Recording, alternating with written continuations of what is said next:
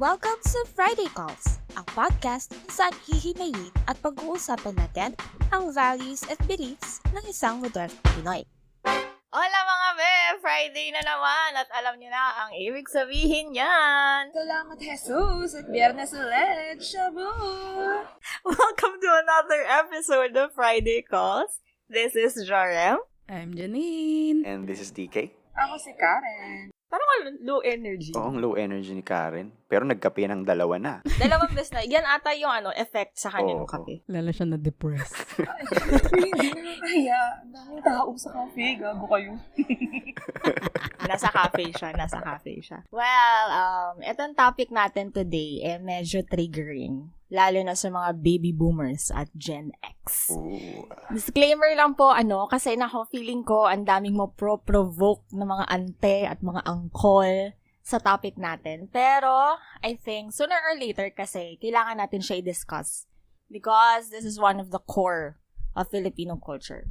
Financial dependency. Marami sa atin yung, bakit napakaseryoso? Bakit ganun? Di umano. Di ba parang doon na papunta? Doon na ano ba yun? So, marami sa atin kasi nakaka-experience ng setbacks or life circumstances na nagre-result on temporarily relying on others for financial help. For example, sa inyo na mag-asawa or magkapatid, nawalan ng work. So, syempre, tutulong ka, diba, habang wala pa siyang trabaho. Sa'yo muna siya, depende. Mm-hmm. But, alam nyo na being financially dependent in the longer term, nagre-result as a financial disorder. Oh. And dito papasok yung tinatawag na financial dependency. Sige, i-define muna natin siya bago tayo magkudaan. So, according to a book called Facilitating Financial Health, it is defined as reliance on others for non-work income that creates fear or anxiety of being cut off, feelings of anger or resentment related to the non-work income, and stifling of one's motivation, passion, and our drive to succeed. May taong pumasok na sa utak niya na. Ang hirap. Kahapon pa. English kasi. Kahapon pa? Kahapon pa meron. Actually, nosebleed. Where, ayun, isa sa mga may isip natin sa financial dependency, saan nagmula ito? Kasi hindi pwedeng wala. Ano sa tingin niyo yung saan una nagsimula and saan mo unang makikita itong FD? Sinubukan kong mag-search kung saan nga nag-ugat yung yung prevalence ng financial dependency sa Filipino households, pero wala akong makita. So, magbibigay na lang ako ng uneducated guess o chismis sa batis mula sa labi ni Aling Baby, no? And I would say na Sino si Aling Baby? si Aling Baby. Ewan ko. May pagkakautang ata sa kanya si Aling Baby. Until na. Aling Baby, invite ka na. Bibigyan niyo ni siya yung... Auntie Edith. Ay, totoo ba? Akala ko siya may karinderya doon sa sa may Purokdos, sa Avocado Street. Actually, siya nga. Siya Siya pala. nga. Okay. Exactly. Yeah. Same Siya woman. Yeah. Balik tayo dun sa topic. Masasabi ko na malaki yung papel ng pagiging family-oriented ng mga Pinoy sa laganap na financial dependency sa Pilipinas. Hindi ko sinasabi na masama yung yung pagiging family-oriented ng mga Pinoy. Minsan lang siguro sumusobra and na-exploit na ng kapamilya, nuclear man or extended, 'di ba? Isang ebidensya dun sa laganap na financial dependency sa Pinas, no. Ayon sa research ng Uniteller, isang international money transfer company, noong 2019, 72% ng Filipino households na nakadepende sa OFWs humihingi ulit ng pondo kapag naubos na yung unang pinadala. 72%.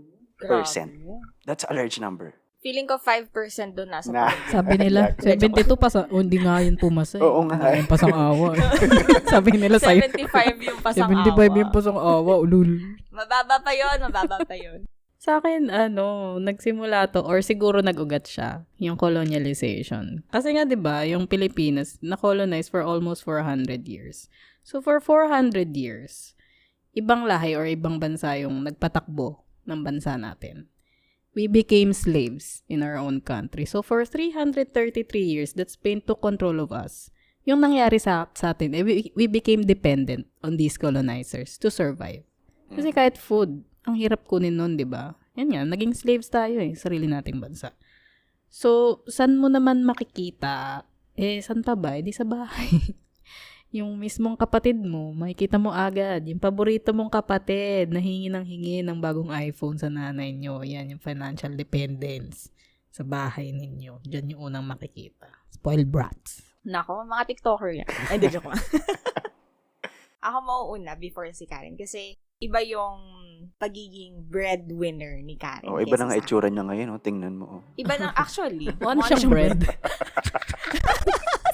Ay, hindi po pala winner. Diba? In-expect ko mo ako winner. Hindi ako winner. Yung bread. Hayop kayo. Hayop. Thank you.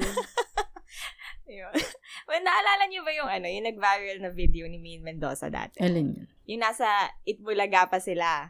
Napanood niyo yun? Yung napanood pinapanood ko yung niyo. clip. Oo.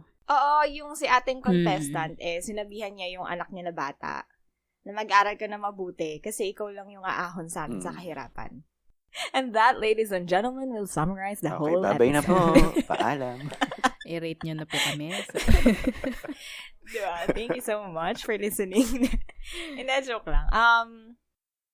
Dun nga kasi unang makikita, katulad ng sinabi ni Janine, sa bahay. Lahat naman ng bagay nag-uumpisa sa bahay, hindi ba?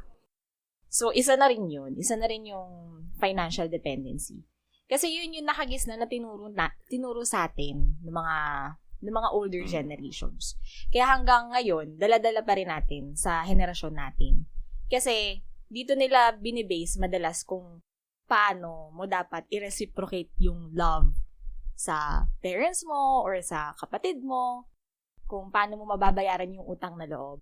Ini-install kasi sa atin yun na kapag, di ba, school, after graduation, kailangan magtrabaho ka na kasi tutulong ka pa dun sa pamilya mo. Di ba? So, financially, emotionally, dun sila, naka-asa sila sa atin. Which is true naman, pero there should always be a borderline. Yes. So, ayun, yun lang naman para sa akin. Ikaw, Karen. Kasi iba yung drama. Yes. Iba yung drama nung Excited kay ako Karen. dito. So Actually. that concludes today's pod. Thank you so much for listening. Wala din palang siyang sasabihin, Hindi pala no? na-record. Hinuli pa natin. Hindi pala naka-record si Karen. Kasi, alam mo, di ko alam, I don't know why everything is tad bit personal. Almost every week. Siguro nga kasi, yun yung dahilan ba tayo nag-pod. It's, yung mga kultura na tong nakagisna natin is very close to us. For me, financial dependence kasi, Yes. it starts simply by lending an assistance within your closest circle. Example, yun nga, sa kapatid mo na kailangan for an emergency, for a hospital bill, your recently graduated child na tinulungan mo mag-purchase ng mag-purchase ng bahay or to rent a condo. Yes. Kaya simpleng pagpapahiram sa kamag-anak or like your friend, closest friend na kailangan ng pera ng madalian. Alam mo yun, urgent nilang kailangan. Di na ako lalayo, no? Kasi sa topic na to, I personally... K ba yung kailangan? Hoy, hindi. Hoy, Janine, hindi milyon. Ngeta ka. Magkano? Okay. Ayun. So, ayun yung konteksto po kasi noon, I personally struggle financially. So, di talaga ako talaga sa topic na to. Close to heart. Yes. It's very, So, dapat, Parang dedicated dapat yung pala mga episode sa 9, Karen. it's close to home. Hayop kayo, hindi ako, hindi naman po sana mumulubi ako, like, yung tipong nasisiro yung bank account ko. Well, that happens. Okay, tangina nyo, huwag kayong magmalinis, mga hinayupa kayo. Leche.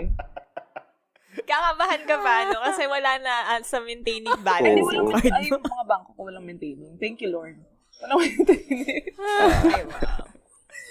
Bless. 15 pesos. Pero yung card ko, 14 na yung lang. credit card ko nakatago na siya. Alam mo, wala na siya sa bag ko. Nandun siya sa mga merch ko kasi parang hindi ko siya magalaw. Pero ano yun? Wala na yung financial dependence na lang. Pero yun, I personally struggle financially. And yung family ko is, for the longest time, we were reliant sa assistance ng kapatid ng parents ko. Although, yung reliance namin sa kanila, with their help, financially, and yung aid nila sa amin, say, for example, yung pang-ulam. Hindi lang pera binibigay kasi sa amin. Like, may nakukuha kaming goods. Para kaming, every month para po kaming para kaming may tawag mo doon yung sa evacuation center. Meron kaming relief goods every month. Nakakahiya man sabihin, pero kasi totoo siya. Recipient kami ng tulong and assistance ng kapatid ng parents ko for the longest time. And although best believe, graciously given siya, and we're really, really grateful for it. Hanggang ngayon, alam mo yun, tinatanaw ko siyang utang na loob sa kanilang lahat. At hanggang sa malibing ako, buhay man o patay man ako malibing, alam mo, itatanawin ko utang na loob yun. Uy, meron yan na recent balita nasa funeral. And she knocked on her own coffin. She's still alive. Let's not close yung possibility of this happening kasi it will happen. Hindi siya ina-imbalsa mo? I don't know. Or maybe ang mangyayari kay Karen is she will voluntarily go inside the coffin, voluntarily go through a funeral because she's damn tired. She's tired. Not even a coffin, girl. Sako. Not even 2 pieces. Sako Just na lang. one piece. Or just dig your own grave, damn it. I just Ayun need lang a yung piece afford to nung put card, over my damn. Yun lang yun na St. Peter mo, no? Damit yung lang lilibingan mo lang dito. Well, I guess this is me. And then jump to your grave. Oh my God. Nare-derail naman tayo. But yes, ayun. We're a recipient and I can totally relate. Although now, my situation is tad bit better. And I know better just because, I have friends that put me in line. And that helps me na, alam mo yun, ma-manage siya. And even yung financial responsibilities ko. Although yung pagiging dependent namin financially, it got unhealthy at some point. Ngayon, hindi na kami nakaka-receive. Although we do have, anytime we need my assistance, ayun, nag-aanuhan kami, may malalapitan kami. Ayun lang naman. Napainom siya ng kape, Painom siya ng kape niya Oo, napainom na lang siya ng kape. Pero sa tingin nyo, kasi diba, hindi siya may iwasan, lalo na sa family, diba? Sa tingin nyo, how and when do we draw the line? Lapis and ruler. Yeah. That's when you draw a straight line. A straight line? Hindi lang basta-basta line ito. Oh. Broken line, gusto mo? Oo, kailangan mo gold pencil number 2. That's when you draw. Number 2. Oo, that's when you Align. Align pala, hindi pala the line. Ako na nga mauuna. Ikaw na, Tulad nga sinabi ni Anjurem kanina. Minsan marami sa atin makakaranas. Kung hindi mo pa nararanasan, eventually, mararanasan mo din yung setbacks or circumstances na magiging dahilan kung bakit hihingi ka or magre-rely ka sa iba for financial help. And that is normal. That really happens. Kahit sa atin dito, at one point, ng utang. kahit pakalog 5 lang, pamasahe. Yung ganon. Or yun, pesos, pang travel, yung mga ganon. Lahat tayo dito. Yung kalog-kalog na ginawang negosyo. Yung mga ganyan. Lahat tayo at one point, nangailangan. And, ayun nga, setbacks lang sila. Circumstances lang. Hindi mo yan destiny. Hindi mo yan kapalaran. We are supposed to learn from our mistakes. And not be comfortable or live with it. Or just brush it off like nothing happened. Kung may nangyaring setback sa'yo, it's also up to you. Kung mag-i-stay ka ba sa situation na yon or hindi. Unless, at malaking unless to, yung nangyari sa'yo is something na health-related na talagang magpe-prevent sa'yo. Minsan nga kahit health-related pa, di ba? May mga nai-stroke, may mga nagka-cancer na survivors at healthy living na sila ngayon. Kasi di ba, hindi sila nagpatalo sa nangyari sa kanila. Isang example din, yung kunwari, biglaan ka nawalan ng trabaho, tulad ng COVID. Lalo guys, lahat talaga tayo, ang dami sa ating nawalan during COVID. So, nagiging financial dependence na siya kung 10 taon na mula nung COVID, friend. Nawalan ka ng trabaho. 10 years na, girl. Wala ka pa Ano na, girl? 10 years na na. Di ba? Yun na yung financial dependence. Kasi naging comfortable ka na eh. Naging comfortable ka na lang sa bahay. Ang hirap nga naman ng buhay, di ba? Paano kung may business ka na wala? Paano ka makakabangon, di ba? Totoo naman.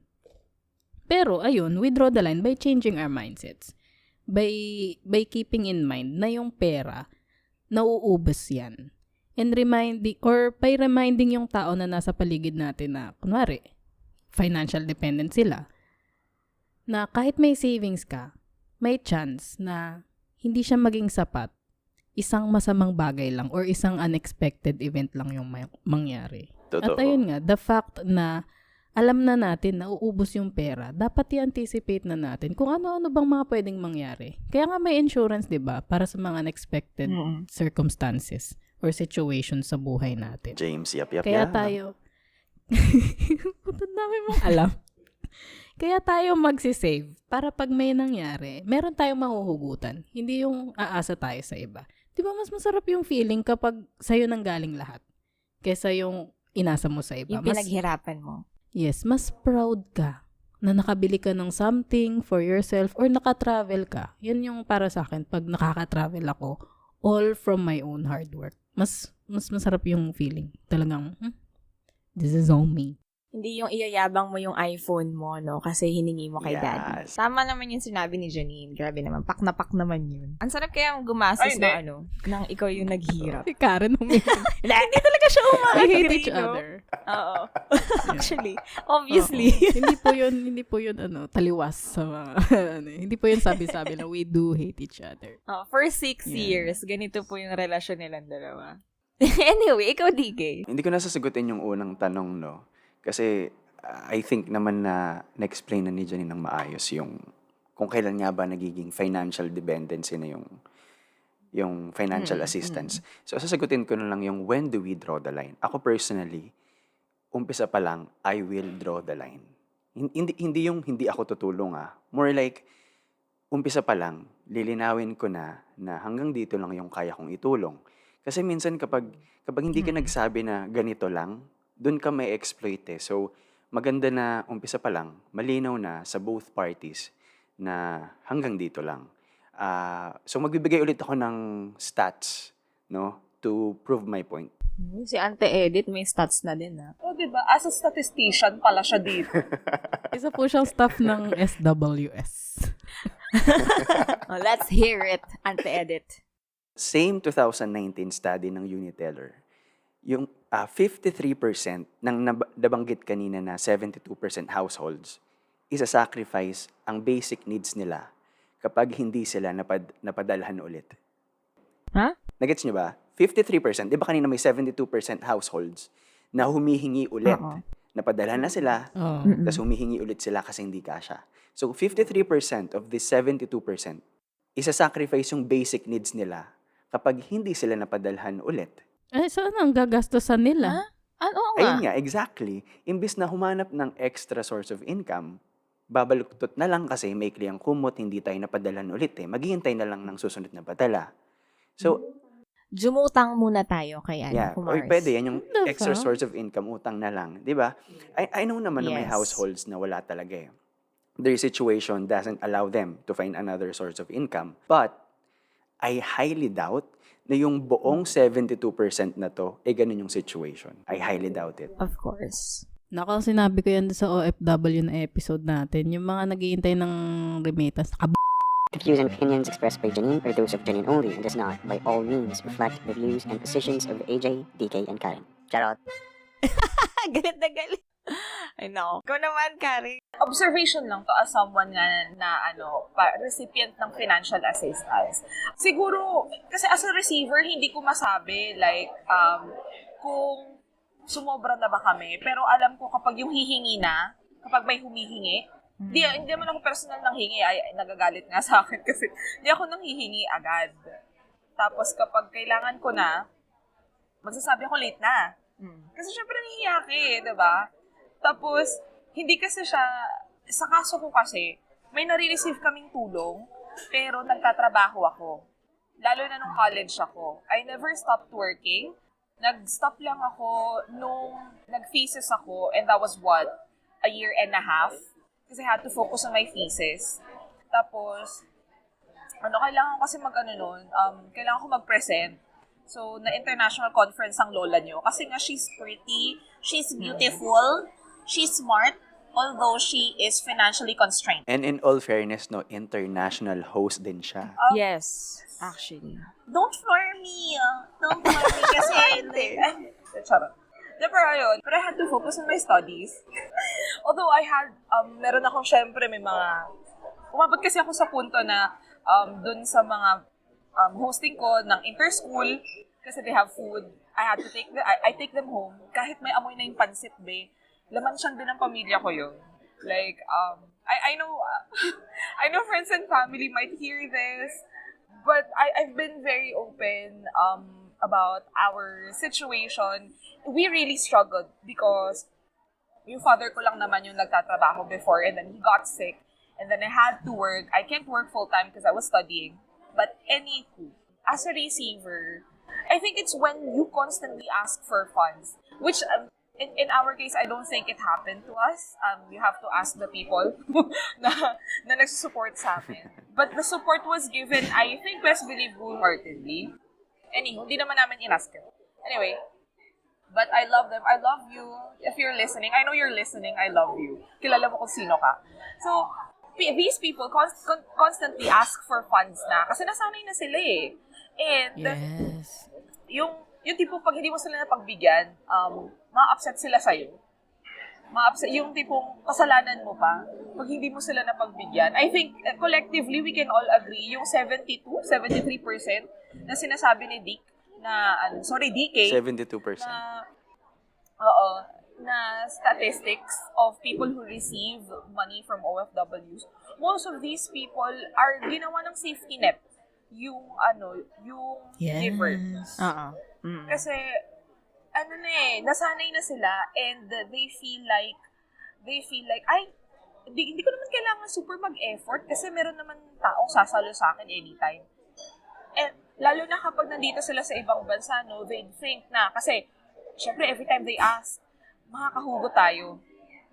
Pero sa mga hinuhugot yan, kung pwede lang ako mag-pluck ng bulbul ko, 1,000 kada bulbul, ginawa ko na.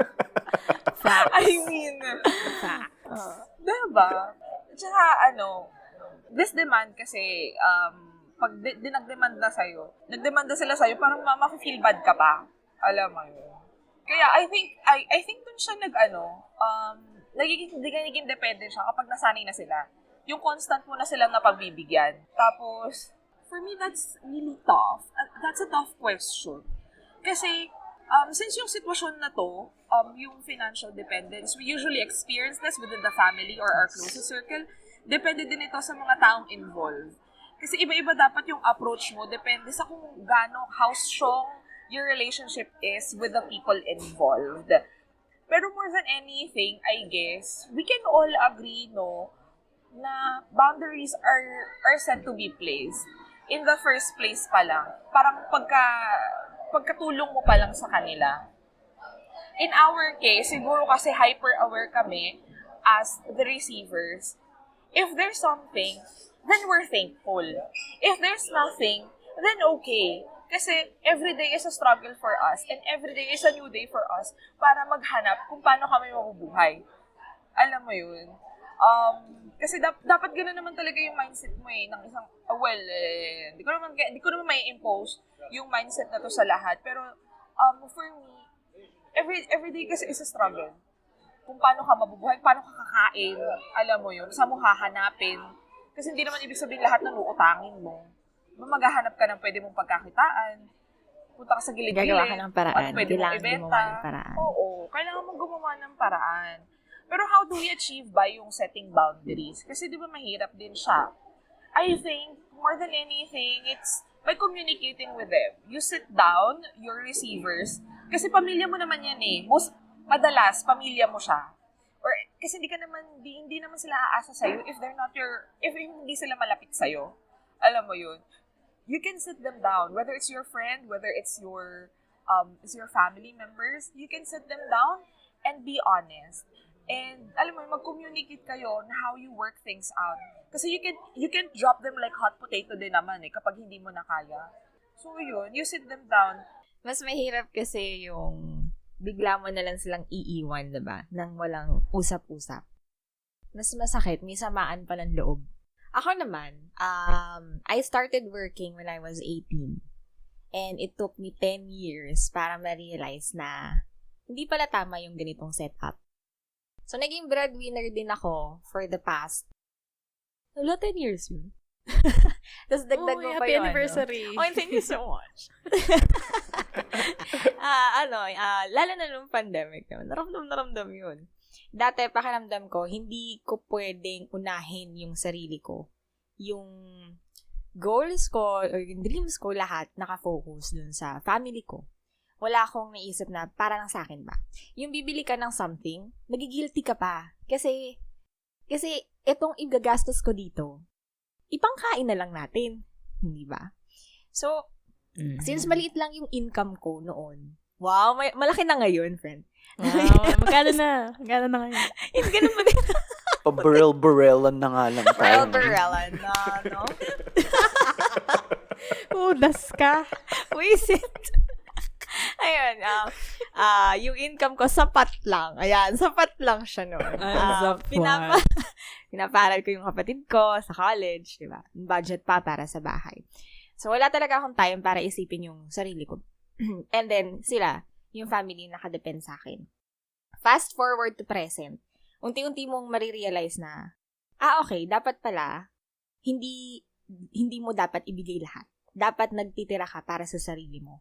Para at the same time, malalaman mo kung ano yung gusto mong gawin sa buhay mo. 'Di ba? So, when do we draw the line? Nasabi ko na to nung na-discuss natin yung ED. Now we draw the line kapag nasa-sacrifice na yung self-worth mo. Na, once na na-question mo na yung existence mo dahil sa mga ganap sa life mo and all, it's time to look outside the box. Ano sa tingin mo yung biggest hindrance sa pag-achieve mo dun sa mga goals mo? And then set boundaries. Hindi ko sinasabi na, yun nga, katulad nung sinabi ni Karen na to cut them off agad-agad. Kasi sobrang hirap nun, lalo na kapag nasanay ka na ikaw yung provider for the past ilang years, diba? Yes. Tapos bigla kang magsaset ng, joke, ayoko na. Diba? Sobrang hirap nun. Kaya, unti-unti mo din siyang ituturo dun sa mga nakadepend sa'yo. Yun. Unti-unting magle-let go. Yeah, unti-unti ka magle-let go. Hindi mo naman sila totally ika-cut off. Kumbaga yung may hangganan lang. Kung nabigay mo na yung part mo, huwag mo nang dagdagan pa. Kunyari may ambagan kayo, tagli-5 piso kayo. Tapos yung isa hindi makakapag-ambag. Sasabihin nila na, ikaw na lang yung mag-ambag. Okay lang ba? Hindi na, kasi nagawa ko na yung akin eh. Problema niya na yun. Depende kung crush ko. Oh. Kung masarap siya, willing ako magbigay 10. Dinoble pa. Doble kay crush. Ikaw pa yung nagpresenta po. Ako na po magbayad sa crush ko. Kaya na magbayad, crush. Ayun. Set boundaries. True. Importante yan. Pero sa tingin nyo ba, di nakaset ka na, diba? How do we break the cycle? Paano natin siya mababali? Yung line na dinrawing mo, paano mo iburahin? Yung pala yun, si Pintado. Bura. Si Pintado. Inadyo ko, hindi yun. How do we break the cycle nitong financial dependence? More than setting the boundaries, I think mahalaga na maging financially educated din tayo. Andyan yung better financial management, establishing saving habits, yung mga ganun. And ideally, bawat miyembro sana ng pamilya na nasa tamang edad at kaya magtrabaho mamaya maging child labor tayo. Dapat sila financially stable din or at least may sariling pinagkukunan ng kabuhayan. Kaso nga, this is not the norm sa Pilipinas ngayon . Kaya siguro simulan na lang natin sa generation natin. Kung kaya ng budget, mag-invest, kumuha ng insurance, kumuha ng HMO, magtalaga ng emergency funds ba? As in, paghandaan yung mga financial struggles na maaaring dumating sa buhay natin. Wag nating ipasa sa susunod na generation yung financial burden ng pagsuporta sa, buong compound ng kapamilya. Diba? Ang hirap nun. Compound? Grabe, buong compound. Yung magsiswimming kayo, buong jeep. Yung buong jeep, hindi lang buong sagot jeep, mo. buong truck. Dapak. Diba? Think of it this way. Kunwari, may anak kami ni Janine and we're middle class earners. Hindi kami makapag-ipon or makapaganda para sa retirement namin kasi aside sa anak namin, sinusuportahan din namin yung mga magulang namin. And dahil hindi kami nakapag-ipon, pagtanda namin, dedepende kami sa anak namin. Tapos magkakaroon ng sariling pamilya yung anak namin. Tapos magkakaanak siya. Hindi na naman siya makakapag-ipon kasi sinusuportahan niya yung sarili niyang pamilya, sinusuportahan niya din kami. Totoo. Ito yung sinasabi nila na ginagawang investment ng mga magulang, yung mga anak nila. Pero yung ganyan gusto ko malaman yung take nyo dyan. I think yung ginagawang investment yung anak, may mga magulang na ginagawa to intentionally. Like yung sa Tulfo na napanood ko. And meron din naman na hindi nila sinasadya. Sadyang naging ganun na lang yung situation. Very OFW, nanonood ng Tulfo. Nanonood din ako ng yung Tito mong taga-Dubai. Oo. Ayun, ano yun sa akin. Sorry, humigop ako ng kape. Masarap na. Sure. Sabay pa kayo ni Karen humihigop ng kape niya. Ikaw, Karen. Speaking of Karen, how do we break the cycle? Siguro i-break mo siya gently. Sabi nga sa kanta, break it to me gently. Love it! Ang hirap. Wala siyang matinong, hindi siya matinong tao. Like she poor, she's stupid. Like, she give nothing to the fucking table. God damn it. Diba? Burn her. Crucify her. Lahat na. Normal po to. Baka i-report tayo. Hindi po normal po to. Ito po yung lambingan namin. It's been 6 Baka may years. mga mag-white night. Yung mga balak mag-white night kay Karen and come at me. Please, wag na kayo mag-white night. She deserves this. Ganito po talaga kami. It's been 6 years. 6 years na nila akong chinatsaga. So every time na nag-chat ako, nagso-soft hours ako, thank you kasi chinatsaga niyo ako. Wala kayong choice. Ganon siya. So, Exactly. oo. Ganito. So sa next na trip namin, sponsor yan ng friends ko. Because they love me so much. This is not financial dependence. This is financial imposing. This is nag-i-impose na ako. Naka-budget na po siya sa amin. Meron na. Kami na po yung mag-adjust. I've imposed na I should have a room, not even a room. I just need to have a corner of myself. Yes. May duyan ako. I have a corner for my K-pop. May workspace pa nga siya eh. She has a space. Oo, may Ganun, hindi to financial dependence. Again, dito financial dependence. Ito ay financial imposing. Imposing. Dito, huwag niyong gagayahin na. Anyway. Yung sunod na tanong dyan, natin yung how do we get rid of her? Oo, how do we get rid of Karen? Ayan yung poll. Yes. Oo, yun yung i-poll poll. natin yun sa Next, Spotify natin. Totoo. Pero unahin muna natin, how do we break the cycle? And how Yes. gentle do we break the cycle? So, Sige. it's a tough process. Breaking the cycle of financial dependence kasi it's, I don't know, kasi sa totoo lang, ang daming areas of life this actually affects. So, it's very hard to really speak about it, like yung mag-pinpoint din.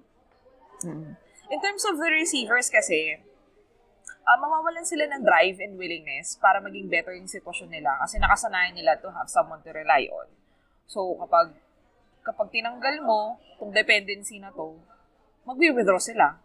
May withdrawal, you know. Yes. And kalakip nung nawalan na sila ng drive and willingness para mapabetter yung buhay nila. They can have a sense of entitlement din. This is very evident to children ng OFWs. Kasi, syempre, iba yung currency kapag iba yung laki ng pera pag na-receive na. Kasi, Naka-convert na. malaki siya. No?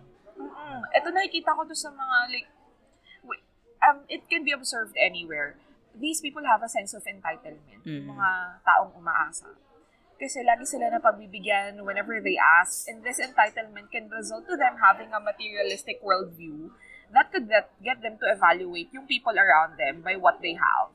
No? So, dili na lang ako mag-isip. Sa giver naman, personal experience talaga siya. It's very close to home, mga litik ang puta. Ba't ba natin ginawa tong podcast na to?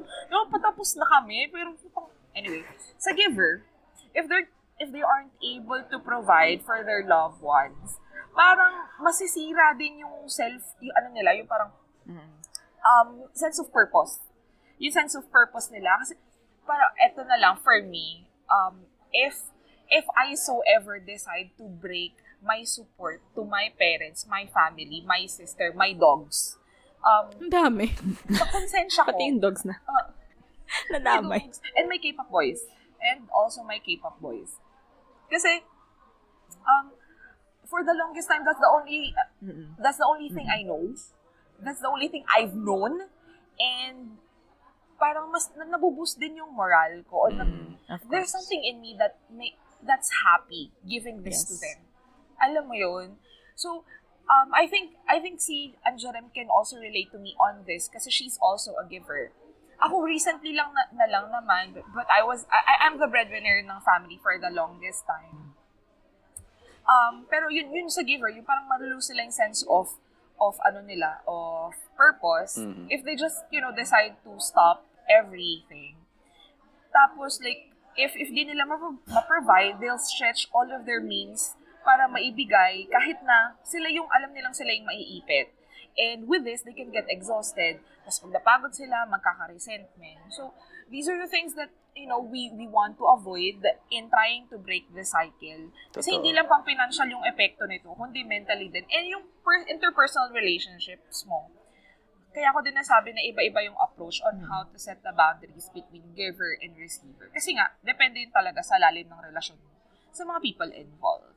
But I think we can start on breaking this by saying no. Saying no kasi lets the receiver experience yung consequences of not having a fallback and actually gets them to their feet.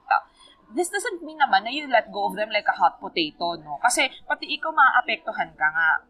Pero you should be there for guidance. You're actually needed there sa proseso na to. You're needed there for guidance and support. Kasi more than anything, and I can speak for myself, you're the only one you guys have ever known. Parang kayo lang din yung magtutulungan sa dulo at the end of the day, sa dulo ng lahat ng to, sa dulo ng buhay na to, kayo lang din yung magtutulungan. Yan lang naman. Sweet. Divine. Sugar rush. Alam mo yun na speechless na lang lahat, no? It's close to heart talaga.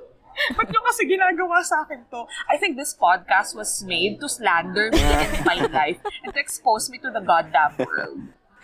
No, kaya nga ang ganda ng dynamic na itong podcast natin. Kasi iba't ibang klaseng circumstances sa buhay, iba't ibang estado, tayong lahat. So, hindi lang tayo, iba-iba yung opinion. iba-ibang opinion and we actually experience them ourselves, diba? Kaya may yung mga listeners natin nakaka-relate sa atin, nakaka-relate sa akin, nakaka-relate kay Karen, or nakaka-relate kay Anjarem. Yung mga ganun, hindi lang iisa yung naririnig ninyo. Iisang biased na side.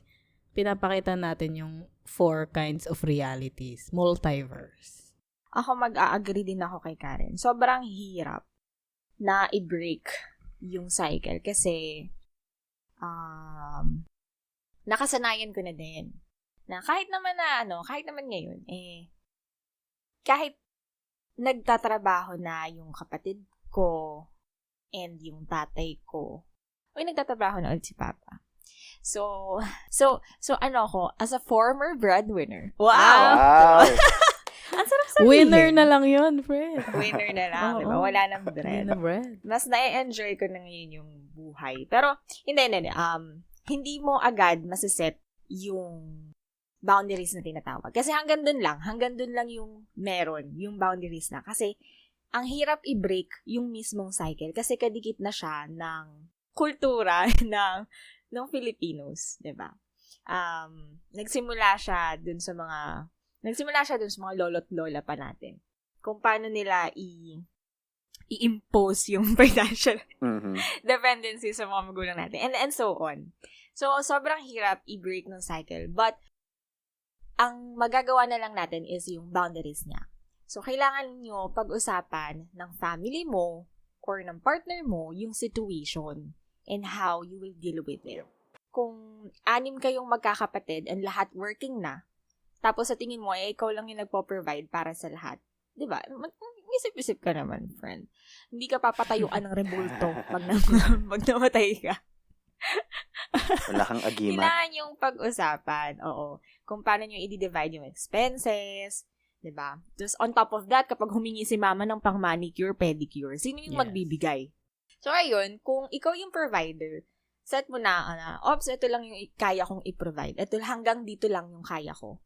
And be firm about it. Kasi once na may nakita silang butas sa'yo na, okay. Kapag ito yung sinabi ko, magbibigay siya. Yeah. Diba? So, gagamitin nila yun sa'yo, laban sa'yo, in the long run. So, magtutuloy-tuloy na naman yung cycle na binrake mo. Oportunista. So, be firm. Be firm. Yes, queen. Plus, yun, ipaliwanag nyo, maigi na you're just setting your boundaries. Hindi naman ibig sabihin nun, titigil ka na sa pagtulong sa kanila. Yes. Kasi yun yung biggest fear nilang lahat na maputol ang connection mo sa kanila. Diba? Meron kasing yung iba na mag-aasawa na. Kunyari, mag-aasawa na. At some point, pipigilan pa nila yung mga anak nila kasi wala na silang provider. May mga ganun akong nakilala before. So, ang hirap din i-set yun.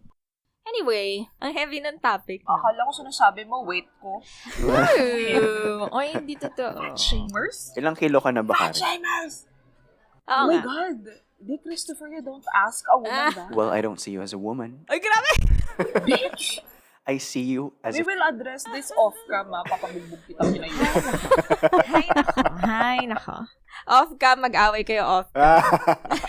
Ayun. Anything else na gusto niyo pang i-share sa listeners before we go? Ako, pwede ba ako mag-give ng last message para sa mga nakadepende? Hilig ko yan kasi yan. Yes, victim please! blamer ako. Yes, please. Self-proclaimed. Kailangan nating marinig yan. Galing to sa self-proclaimed victim blamer. And yes, magiging malahumili na naman to.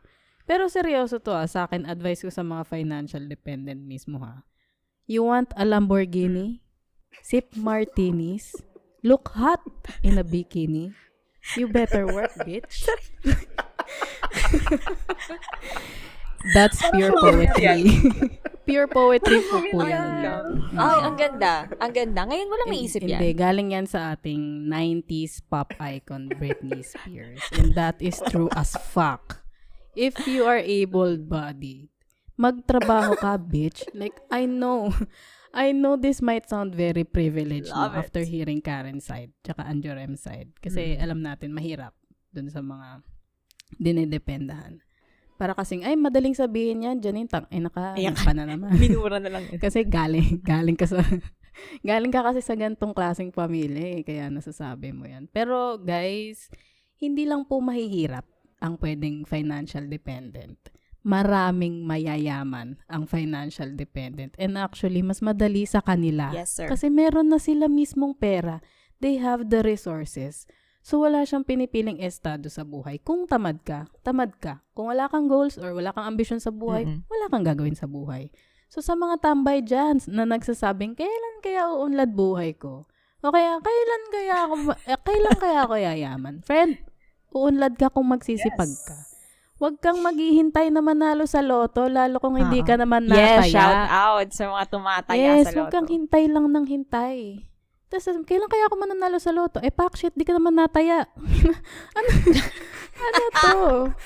Life does not work like that, people. You win some, you lose some. Tulad ng sabi ni Karen, every day is a struggle. It's true. Life sucks and then you die. Mahirap talaga mabuhay. At kunwari, may mangyari sa inyo na hindi malaki, hindi nyo inaasahan, at kinadown nyo talaga. And you are having a very hard time na makabangon. Ito masasabi ko, ito seryoso talaga to, from Charles Swindoll. Life is 10% what happens to you and 90% how you react to it. I know it's hard personally kasi ako, I also suffer to accept some shit na dumadating sa buhay ko, especially mentally, no? You guys know I'm mental. Like my head, my mental space is not healthy. Pero, even though I don't react well to things, I never ever give up. Kasi yung mindset ko, ako lang to, I'm not an expert or whatever. Pero baka may matulungan ako dito sa privileged kong speech. Pero yung mindset ko kasi, Haters gonna hate. wala akong ibang maaasahan, kundi yung sarili ko lang. I'm sure narinig nyo na ako na sinabi to sa past episodes natin. Minsan magjo-joke ako, sasabihin ko wala akong utang na loob o madamot ako. Pero yun kasi talaga yun sa akin. Hindi ko uunahing intindihin anong sasabihin ng mga tao sa akin. Palagi kong uunahin yung sarili ko in terms na sa kalagayan ng buhay ko ba. Hindi ako magpapaka-superhero. Hindi ko ibibigay yung lahat ng meron ako talaga. Promise, you can judge me all you want. Pero yung gantong mindset, ito din yung reason why I have what I have right now. Why I am where I am financially right now. Dahil sa ganto. Ganto ko mag-isip. If that makes me madamot, then fine. At least, I do not have to rely on anyone kapag may nangyaring setback sa buhay ko. Like, when I had to pivot to work online during COVID, nawalan din po ako ng work. Naghirap din kami nung lumipat kami dito sa Cambodia. Nung umalis kami ng Pilipinas. Pero, dahil ba doon, tumigil na lang ako. Hindi, kasi, di ba, parang, kung nagpadala lang ako sa mga setbacks na yun and circumstances sa buhay, wala akong mararating. Umuwi na siguro kami ng Pilipinas, di ba? Kasi mas madaling bumalik na lang sa comfort zone mo, di ba? Tsaka, nung nawalan ng work sa COVID, hindi pa nga ako nawawalan ng work doon, naghahanap na ako ng trabaho kasi na-anticipate ko na siya na parang, ay, ito yung mga pwedeng mangyari. Diba? So, yung feeling na wala kang inaasahang iba or yung hindi ko kinailangan na mag-chat sa mga random na tao sa Facebook na, uy, Mars, peram naman ako kasi ganito. Like, ang hirap noon. Nakakahiya yun, diba? Pero paano? Wala nang ibang paraan. So, would you rather na palagi kang ganun? Or would you actually get your butt off the sofa and do something with your life? The decision is yours. Let's play a game. Jigsaw pala. Jigsaw pala. Sabi sa inyo, wala ending na ito. Kalokohan. Tigilan natin. Love it. Oh, thank you so much. I love it, Jun. I didn't love it! I didn't love it! Eh, di, ano lang, pwedeng pasingit ako ng one moment. Ano lang, we don't want to sound entitled.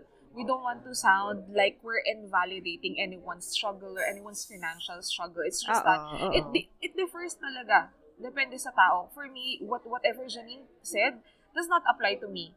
Kasi iba akong tao and yung level nung struggle ko is different from what she's facing.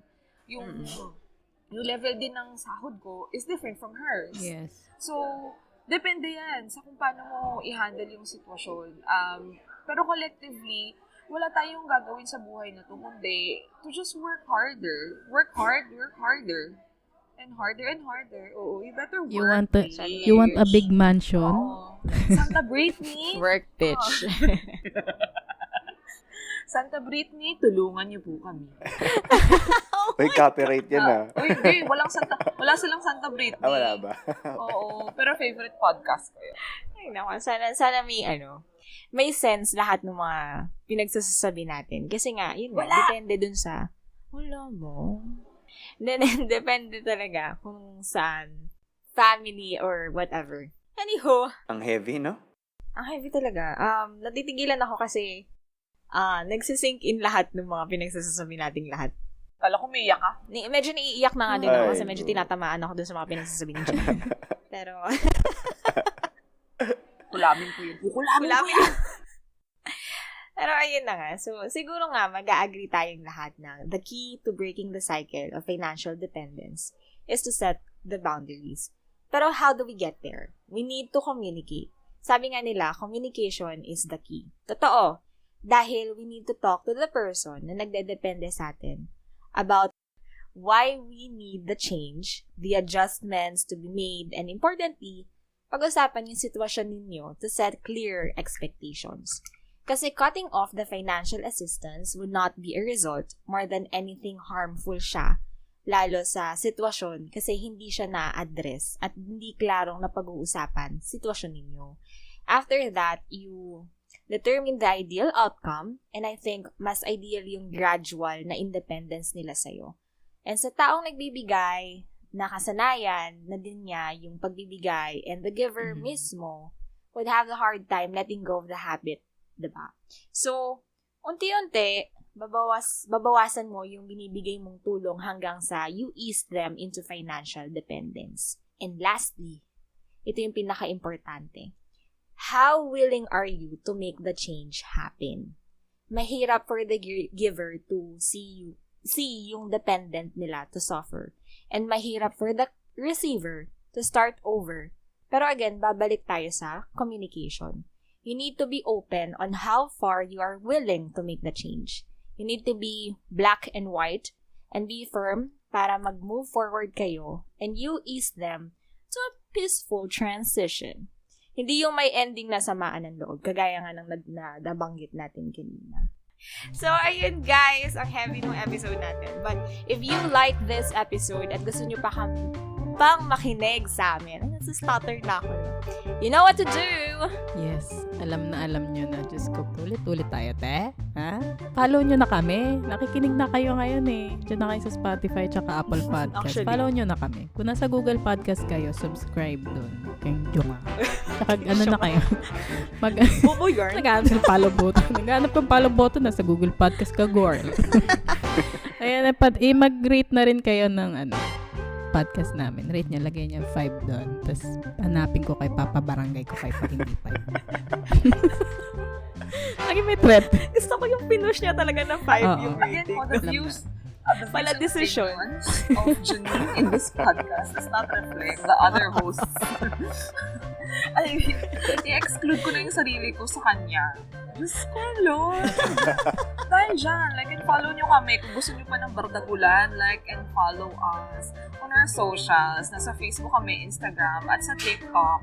That's at Friday Calls Podcast. We'll be leaving the links sa show notes kapag hindi nyo pa nakita. De joke lang. May threats. Yan tayo nagkakasundo sa mga threats eh. At syempre, kung meron kayong episode ideas, send us a DM. Pero alam nyo kung ano yung mas gusto naming mabasa. Ako personally, gusto ko nababasa yung mga personal takes at saka experiences ng mga listeners tungkol dun sa pinag-usapan natin. Ewan ko sa inyo, gusto nyo ba yung ganun, yung nababasa nyo yung point of view ng ibang tao? Chismosa ka kasabi. Actually. Chismosa kami. It's a disease. Chismis yung ibig sabihin nun. Views ka pa. Point of view. You can call it what you want, but that's what I like. Hindi na natin to. Ayoko na. See you on the next episode, guys. Bye-bye! Bye! Ala, ito na naman. Kinakabahan na naman ako mag-stop ng